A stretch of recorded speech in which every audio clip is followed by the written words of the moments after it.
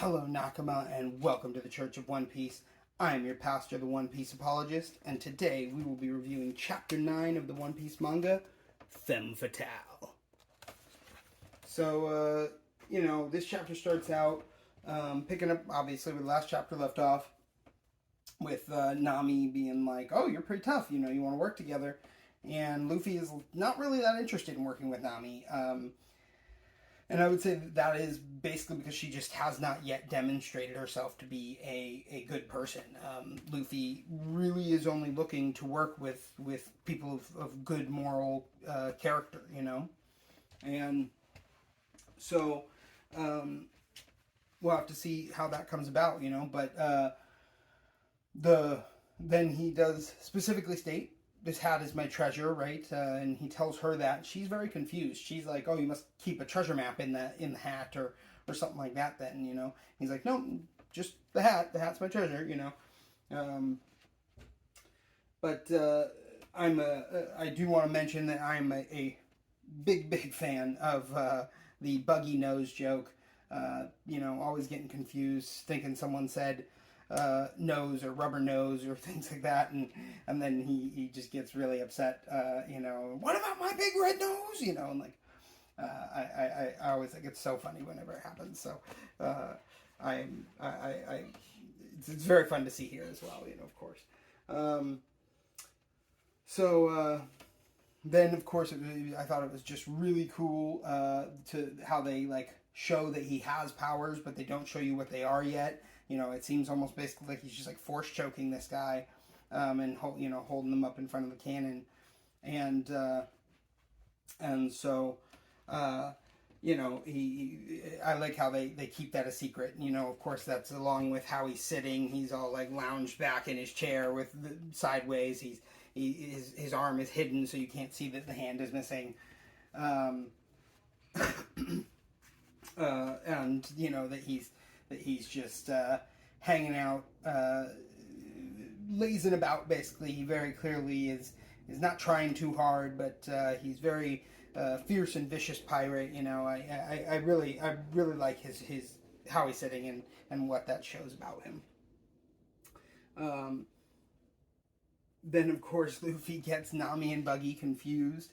Luffy doesn't really bother to learn people's names, at least unless he respects them, and I don't think he necessarily respects Nami or Buggy, of course, yet. And so, what happens there is he gets him confused. Nami's telling him about Buggy, and he's like, "Are Nami and his men really that bad?" And she's like, "I'm Nami. The pirate is Buggy." So I thought that was really funny to see Luffy get those names mixed up. And of course, a big part of it, reason he gets things mixed up and stuff like that, is that honestly, in a paying attention contest, versus Luffy versus a goldfish is gonna low diff Luffy every time. It's just like Luffy has such a short attention span. It is wild.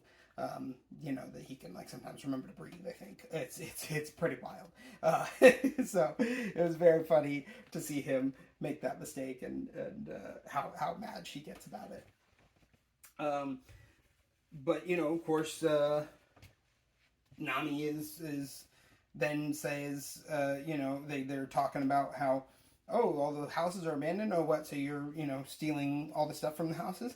And she's like, no, I don't. I'm not a filthy looter like a dirty pirate.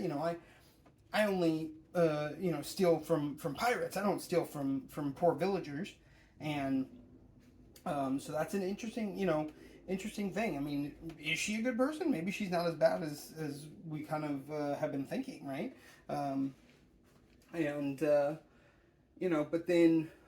But then she also then says that she wants to buy a certain village. Of course, Oda using that technique again of saying like a certain or those, doesn't want us to know necessarily what village that is yet, but does want us to know that there is a village, and he's planting those seeds.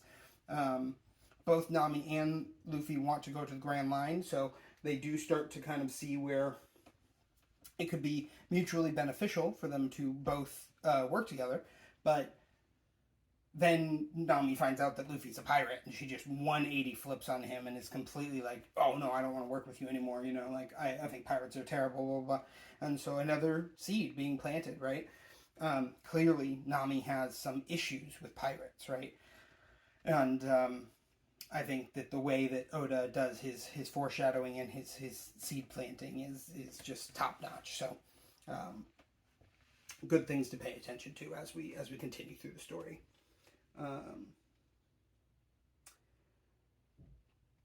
You know, then there's a whole panel when Luffy is telling Nami about the hat and it being his treasure, and he's like, oh, you know, oh yeah, it's special to me because a friend of mine gave it to me a long time ago, you know. She very clearly, that affects her. That wasn't the answer she was expecting, right? And you can see that because a whole panel is devoted just to the reaction on her face. There's no words in the panel, and so clearly something nonverbal is being communicated there, and I think it's being shown very, very well. I you know, you can see this look on Nami's face of kind of, oh, maybe he's different. Maybe he's not just like a terrible person just because he's a pirate, you know? So I think that's our, you know, her first hint at that kind of, right? But then I think it's so funny that Nami describes herself as she loves money and tangerines. Like, those two things seem completely unrelated to me, and just like weird that you would specifically state those two things. But I guess, you know, she's all about money and tangerines. So, you know, cool, good for her.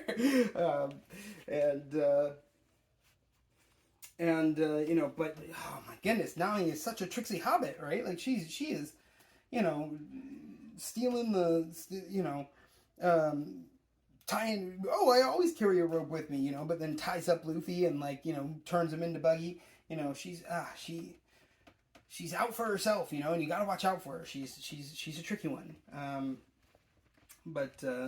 You know, at the same time, she's also maybe not as bad a person. So she, you know, she's still very much in the gray. We gotta figure out what's going on with her and how she's gonna tie into this story going forward, right? Last thing I will say is, like, very much unlike Shanks and the cool, calm, collected pirates that Luffy has had as examples. Buggy is very quick to anger. You know, he kills his own crew for the slightest misstep or for the slightest perceived misstep, right? The guy didn't actually even do anything wrong, but Buggy thought he said rubber nose, so he killed him, you know? That's just how Buggy rolls, you know?